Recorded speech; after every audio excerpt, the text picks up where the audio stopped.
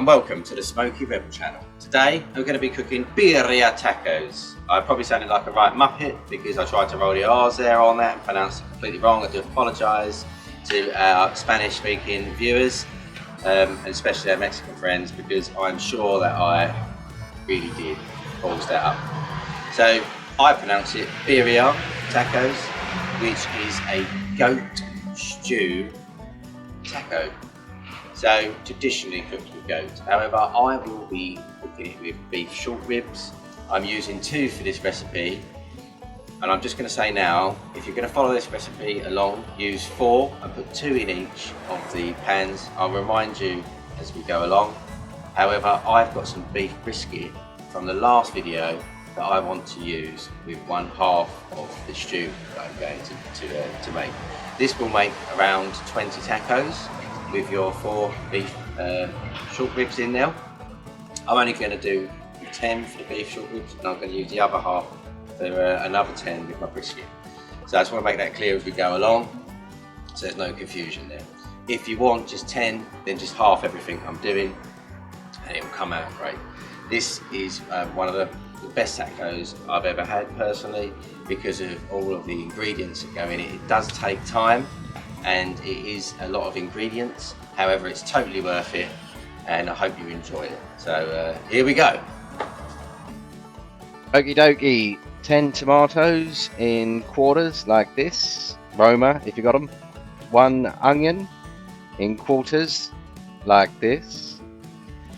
12 cloves of garlic, I got 12 out of that one, and then just get them all like that, ready to go. 8 Guajillo chillies and 5 Ancho chillies.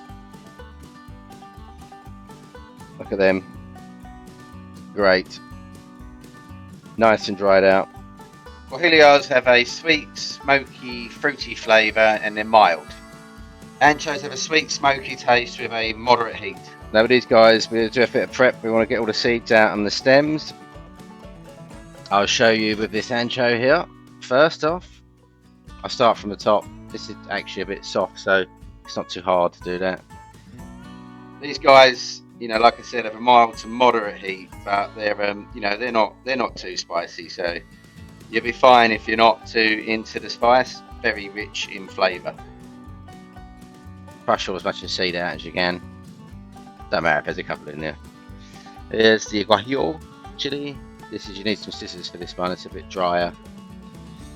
Cut down the side of the chili, just make it a bit easier for yourself, as I'm doing here.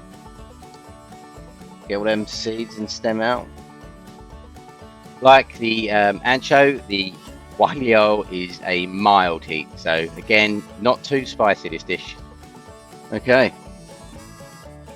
Medium heat for this. Get a dash of olive oil heated up. Tablespoon if you want a measurement.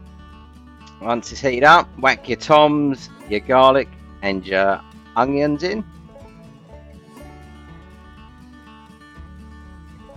A tablespoon of whole allspice seeds.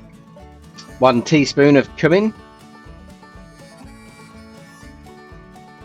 1.5 teaspoons of Mexican oregano, a bit more citrusy than the Mediterranean type. 1.5 teaspoons of dried thyme. Tablespoon of black pepper seeds. 3 bay leaves. 1 cinnamon stick. 2 tablespoons of white vinegar.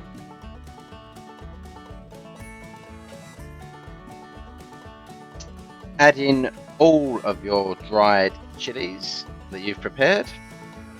Give it a stir, keeping it at medium heat.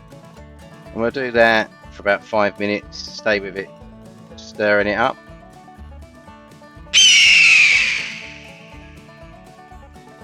After a good 5 minutes, add a litre of water and bring your temperature up to high and boil for a good 10 minutes.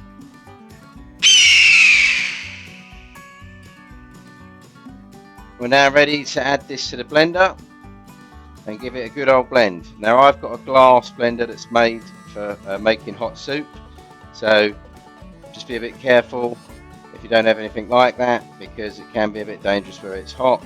Let it cool down. If you do have something that can take the heat, then crack on.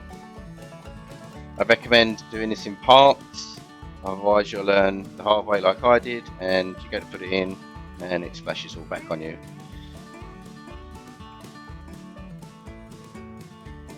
As you can see here, I've learned my lesson once, don't need to learn it again. Get everything in there, every last drop, all of that goodness in there. That's what's going to give you the ultimate flavour. Once it's in, full speed, Captain. Super blend. I'm going to break it all down to get to this consistency and texture, almost like a sauce. Keep going if not. Lovely, lovely smell and colour. Makes you hungry as you're doing it. Add your super blend to 4 litres of boiling water. Get it all in there. As you noticed there, my pan is at full capacity, so I'm going to split this and put it in another pan, so it doesn't overfill when I'm boiling or when I put the beef short ribs in. There you go. 1 beef short rib in one pan, and the other one in the other.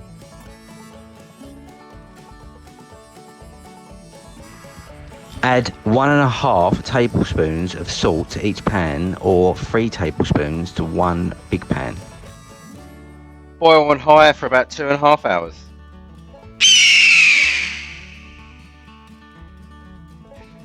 As you probably know, 2.5 hours is a rough estimate. Make sure you check the meat is nice and tender by sticking a fork through it, no resistance. You can cook it slower if you want. Once you've done that, strain like I'm doing here. We're going to get all of the skin and bits of bay leaf and everything else out of the stew now. Sieve it through. Keep going until all that goodness goes through. You don't want to lose any of the flavour, so it's worth spending a bit of time on this. You want to be left with just a liquid texture like so. And we'll put this pan in the fridge overnight so the fat congeals ready for tomorrow. Take your beef ribs out though. We cheated and we knew this was going to do this because we checked with our fork straight off the bone.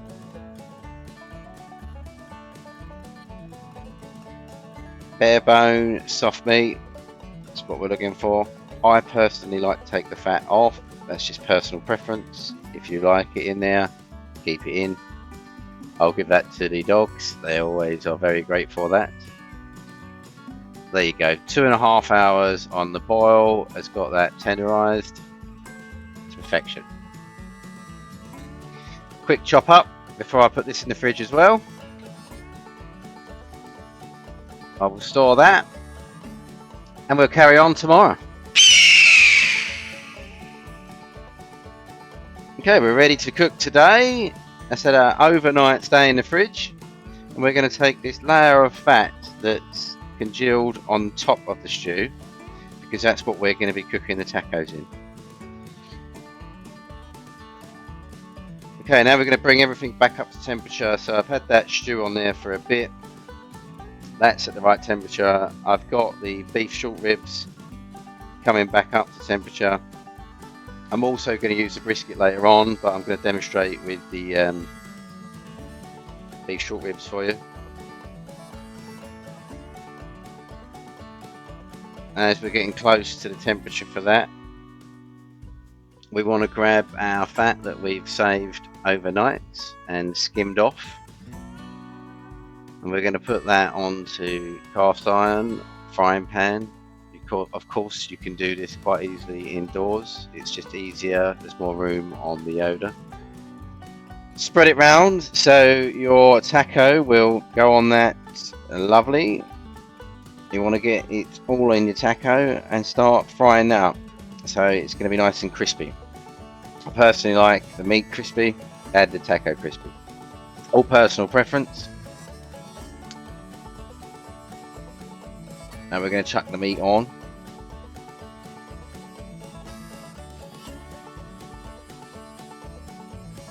Here we go. Layer it in the middle because you're going to be flipping that. Add some cheese. And if you've got a plate, I'll show you at the end, the Solano and red onion garnish over the top of it. Okay, so I'm going to get that nice and crispy, like I said. Running on medium-high heat, so it's sort of an eyeballing process, this. And then when you feel that you're happy with the crispiness, make sure everything's in the middle and flip it over. There we go. Look at the colour of that. The colour of the chilies there, shining through in that beautiful taco. Grab a cup. And this is where you want your stew. Now, I like to garnish the stew as well with the red onions and the Solano or coriander if you're in the UK. You can have this like a soup. I'm told it's amazing for hangovers. Okay, I'm going to quickly dip this one for you. Well, for myself. Because I can't wait to do the other one. So let's have a bit of this pure awesomeness. My favourite taco. Well, I do say that about them all. Because just tacos are just amazing.